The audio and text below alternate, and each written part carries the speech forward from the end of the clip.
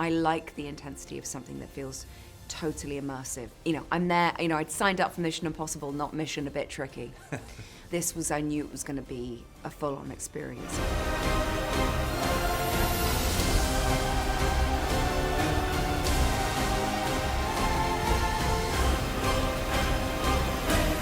Action!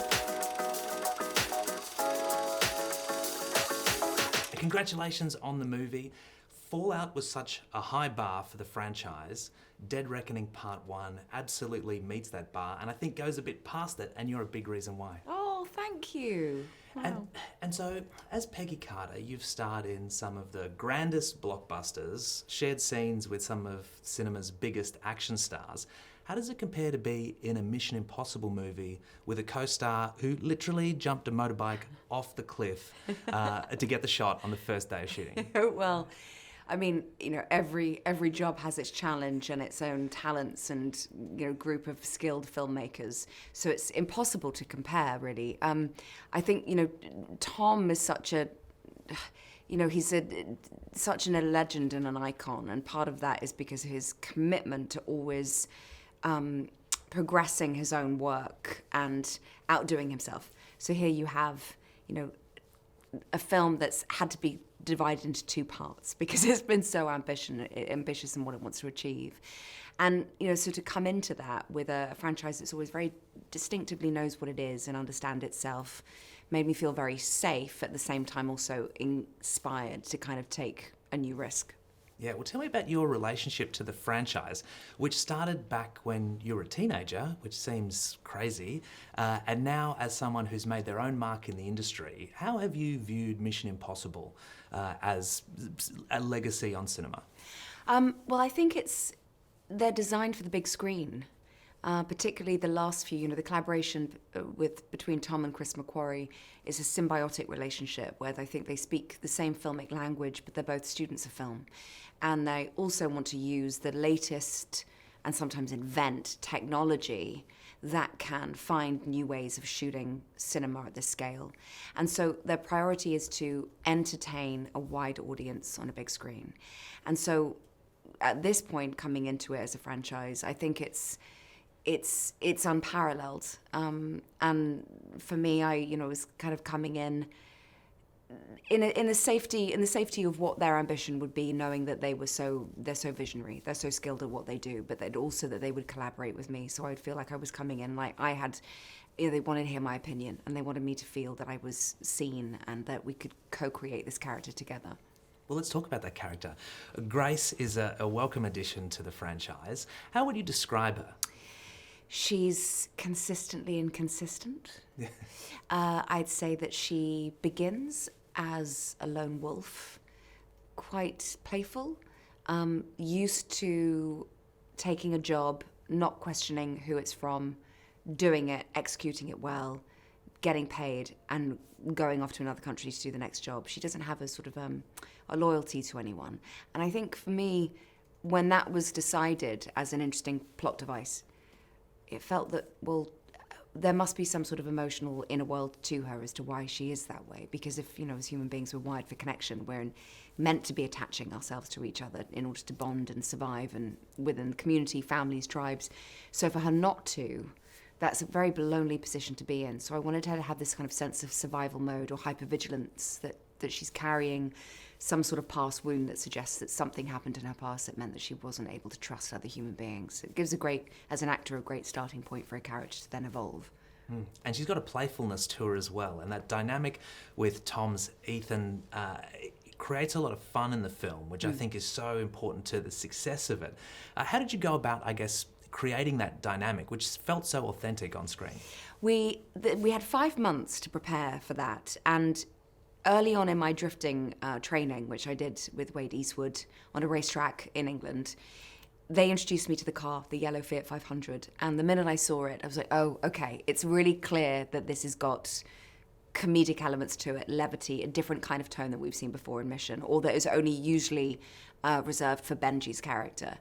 And so from that, I thought, well, how funny that, of all things, Ethan Hunt is undermined by Fiat 500. And it gave us a way in tonally. So we then watched films together that had the same sort of playful feel, particularly the 70s heist movies.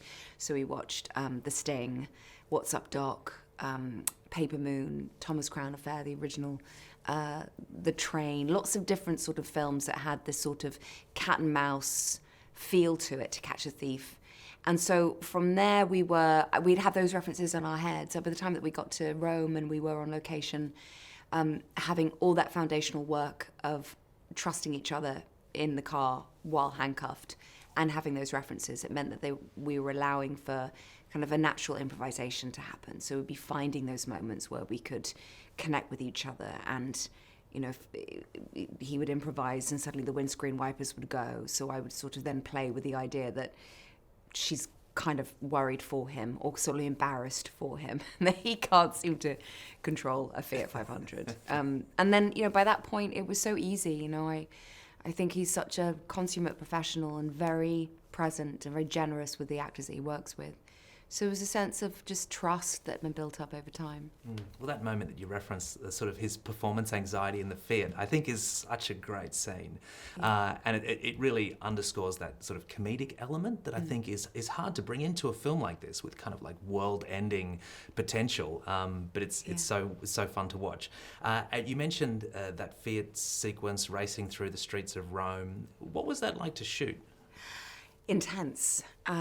As I said, we trained for 5 months before, and that was so much focus and discipline, because we knew this by the time we got to Rome, the stakes would be really high, because this is a beautiful old city, cobbled streets, it will be slippery, there will be people around, crew, a lot of technical equipment, and so the more work that I put in the preparation, the more I knew I'd feel more competent and skilled when it came to it. And then we did it in segments, when we'd get to a different part of the road or a corner or an alleyway where we'd be filming, it was a matter of walking around the area, looking at where the danger spots would be, looking at our blind spots, getting in the car and kind of visualizing where it needed to get to, and also what the obstacles in the car provided, like if the tires would need to be warmed up or they were slippery. So there was a lot of technical preparation that went into each of those shots, really, that meant that it gave us the best possible chance of not only getting it right, but also doing it safely. And how does it influence the dynamic on set, knowing that Tom is so invested in the project, he's so invested in the stunts, getting them perfect, and doing a lot of the action himself, if not all of it. Like, does that change things from your perspective? Yeah, I think. He set such a high bar for himself, and I think that it's contagious. And he also wants everyone to thrive and wants everyone to do their best work. So he's also working out what environment he needs to create or what resources he needs to provide for his co-stars to be able to fully invest in what they're doing. And I think that that comes across, particularly in the Rome car chase sequence. A lot of that is a two-shot. It's not that, take 5 was good for me, take 2 and 3 and 7 were great for him, whatever. We were totally present for each other in that moment, which is why that can exist as a two-hander. And so, that's the kind of, his work ethic is the kind of work ethic that really turns my creativity on. I like the intensity of something that feels totally immersive, because I feel like the audience is going to pick up that visceral experience as well. I'm there, I'd signed up for Mission Impossible, not Mission a bit tricky. Not Mission, let's have a nice cup of tea and read a book together. I knew it was going to be a full-on experience, and one that I really wanted. Yeah, it's kind of self-selects, a bit like the Mission Impossible ethos, right? Like, this is your mission. Should you choose to accept it, everybody who's involved has chosen to accept it. Totally, it's the plot is often a metaphor for the making of a mission. As soon as we started, a pandemic hits. The unbelievable obstacles and how you would then go about filming within these conditions when the world was very much on its knees, and you're working out how to not only work, but to work at this kind of production value level in all these different locations. You know, that was an impossible challenge in my eyes, but not for Tom. That he's like, let's go to work. This is how we make this a completely different kind of experience. And the other sequence I want to ask you about, that we won't give too many spoilers away, but there's a train set piece that is bonkers. Yeah. Like, is absolutely incredible to watch on screen. Just when you think the tension can't get any higher and the danger can't be ramped up anymore, it's like, no, there's a new level to get to. Yeah. Tell me about shooting that particular scene. I remember at a screening, I've seen the film 4 times now, and I remember in one of the screenings, the first part of the train sequence happened and people started applauding and I realized, they think that's the end of it. I'm like, oh no, this is the beginning. Like, buckle up, because it gets a lot worse from here on. That was a really long process. I remember the first production meeting when they showed me the design of the piece, and they showed me a sort of an animated version of what they were going to get. And each carriage having its own world and challenges. So the kitchen carriage, the dining carriage, the piano bar carriage.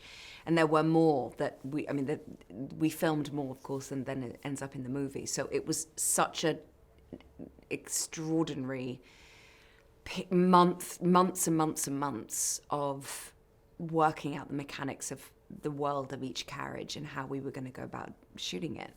I couldn't think about it too much, and I couldn't think also about what I had to do tomorrow. I had to stay just very much in the moment, because I would have been overwhelmed. I would have had to have a lie down just thinking about it, would have had a headache.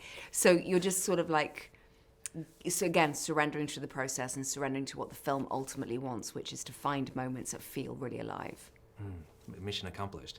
And in Dead Reckoning, the villain is artificial intelligence. And I just spoke to Christopher McQuarrie, and we know he's a brilliant writer. Yeah. And I think it's amazing that he wrote this a couple of years ago, and from an idea that was even years before that. It feels so current. We just saw the British PM Rishi Sunak talk about Britain harnessing AI, which is so similar to the plot of this film. Governments not wanting to kill this rogue AI, they want to harness it. How do you feel about artificial intelligence? Well, I think like any form of power, whether it's AI or we're talking about money, anything like that, really, it's not the thing itself, it's what we as human beings choose to do with it. So I think that's a really interesting kind of philosophical, ethical question. And then we're in the early stages of it, so it's impossible to know how any of that will pan out. But I do think it makes for fantastic cinematic drama. And now the Mission Impossible franchise has a habit of picking up characters along the way. Grace, I think, is absolutely worthy. For future movies, we assume she's going to be in part 2. Would you like to see her appear in future Mission Impossible movies beyond the Dead Reckoning series? I think I'd like to see her with as much screen time as she is entertaining for an audience. I think with Grace, she's got such a brilliant origin story in Seven, and I think that there's so much you could do with her in terms of her evolution and what she could become. But really, it's what the audience want. You know, I can't really dictate the thing that's going to interest them or entertain them. I can only just sort of be the custodian of that character for as long as she is welcome in this world. Well, based on this film, I think you'll be welcome for a long time to come. Thank you. Hayley, thank you so much for chatting with me, and congratulations again on the movie. It's brilliant. Thank you so much.